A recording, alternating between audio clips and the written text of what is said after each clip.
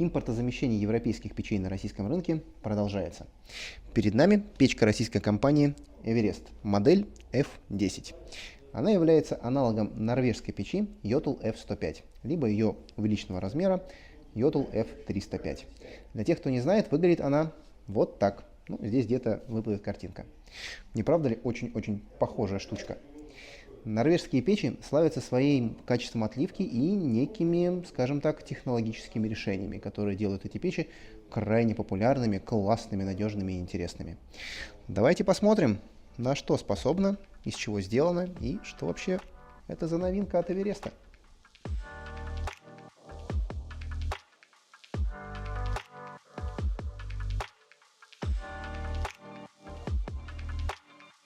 Ну что, по традиции начнем с внешнего вида печи. Печь у нас, соответственно, еще раз чугунная. Такая вот коренастая, скажем, там тумбочка. По ощущениям, чугун материал шершавый, но отливка на самом деле очень аккуратная. То есть, если близко присматриваться, печка геометрически очень аккуратно сделана. Все швы достаточно ровные, то есть здесь каких-то визуальных неаккуратностей нету. Печка претендует на, собственно, еще раз замену европейским печам. Сделано поэтому все очень прям презентабельно и симпатично. Давайте по корпусу. Ширина корпуса печи у нас 57,5 сантиметров. Высота корпуса печи 77 сантиметров. Ну и глубина печки 40 сантиметров практически. То есть печь действительно небольшая, такая небольшая симпатичная тумбочка. Соответственно, много места в помещении не займет.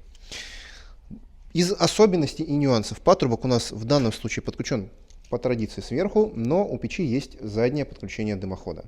Также на задней стенке можно обнаружить дополнительный такой нюанс, как подключение воздуха извне. То есть некий патрубок, из которого печка вообще берет весь воздух для горения.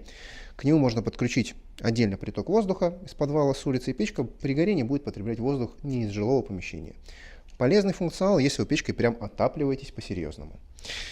Также на задней стенке печи сложная геометрия, то есть это ребра, которые увеличивают жесткость задней стенки, которая достаточно термонагружена. И, соответственно, они помогают больше снимать температуры в окружающее пространство, ну и, соответственно, печка лучше себя разгружает, прослужит дольше. Дальше идем. Ручка печи. Аккуратная, чугунная ручка. Наверное, из минусов то, что она все-таки находится на корпусе печи, и она будет греться достаточно сильно, поэтому вот такого рода перчаточки, краги, будут обязательны при пользовании печкой. Но зато она никуда из корпуса не выпирает, скажем так. Ну и, соответственно, выглядит все, опять же, очень аккуратно. Стекло печи достаточно большое. Печка, на самом деле, мне лично напоминает некий старый кинескопный телевизор на подставке. Вот прям такой европейский внешний вид из журналов 80-х. Вот прям прикольно. Диагональ стекла 48 практически сантиметров, то есть стекляшка прям по-настоящему достаточно большая. И интересная особенность, то есть у нас здесь вроде как овал, почти круг, но стекло квадратной формы, поэтому заменить такое стекло будет достаточно просто. Если вдруг вы разобьете, обращайтесь к нам, ну, либо в какой-то другой печной магазин, где такие услуги оказывают. И мы в данном случае спокойно вам такое стекло сможем вырезать, то есть предоставить вам новое стекло. Дальше здесь у нас шильдик компании, которая данные печки поставляет. Это у нас печка, еще раз, Эверест F10. Ну и снизу мы видим две ручечки. Ручки металлические. Отвечают они за что? Ну, соответственно, да, за подачу воздуха для горения. Одна ручка у нас это подача воздуха на вторичный дожик и на чистое стекло. Вторая ручка это у нас подача воздуха под колосник. По ощущениям, дребезжит, но не сильно. Для чугунной печи это достаточно, ну, нормальное ощущение, нормальный тактильный опыт. Ничего сильно прям уж дико не болтается, но пользоваться можно аккуратно. У печи достаточно высокие ножки. Расстояние от пола до дна печи 23 сантиметра.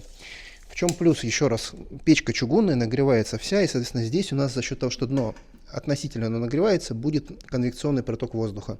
То есть у нас здесь благодаря высоким ножкам пол мы все-таки уже прилично так обезопашиваем. Заглянем внутрь печки поближе. Давай, Дань, ближе. Смотрим еще раз на дверку. Квадратное стекло, шнурок по канту. Шнурком проложено все полноценно, как вот здесь вот на печи есть отлив по всему контуру двери и перекрывание зольного ящика, все проложено шнуром. замечательно, хорошо. Крепление точечное, аккуратное. Внутри под стеклом тоже шнур, то есть через стекло никакой воздух не проходит. Топочная камера герметичная. Подача воздуха для чистки стекла, вот отдельный отлив. Все по современным, нормальным, скажем так, подходам изготовления печей. Классно скрытые петли. Опять же, петли на печи торчать не будут, и печка выглядит хорошо. Законченный маленький прибор. Ограничитель дров и топочная камера из вермикулита. Вот, собственно, новая тенденция отопительных чугунных печей. Раньше только в стальных печках можно было встретить футировку из вермикулита, а вот теперь все больше и больше встречаются чугунные печи с данной футировкой. Вермикулит – материал, который все-таки позволяет очень сильно увеличить температуру горения и, соответственно, увеличить КПД печи. Когда будет гореть, увидите, горит печка реально хорошо. Зольный ящичек достаточно большой, и под зольным ящиком, вон там, тоже есть вермикулит. Соответственно, дно печи дополнительно заизолировано этим материалом. Печка вниз, опять же, сильно прям греться не будет. Опять же, прям плюсик за пожаробезопасность.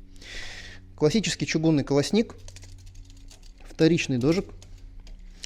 Ну и, соответственно, у нас раз отбойник и, насколько помню, по конструктиву, да, там еще один стальной отбойник. Соответственно, у печи сложная система дымоудаления, и дымоход у нас горячим, прям сильно горячим быть не должен. Опять же, плюсик, печь максимально эффективная, и КПД у нее, значит, достаточно хороший должен быть.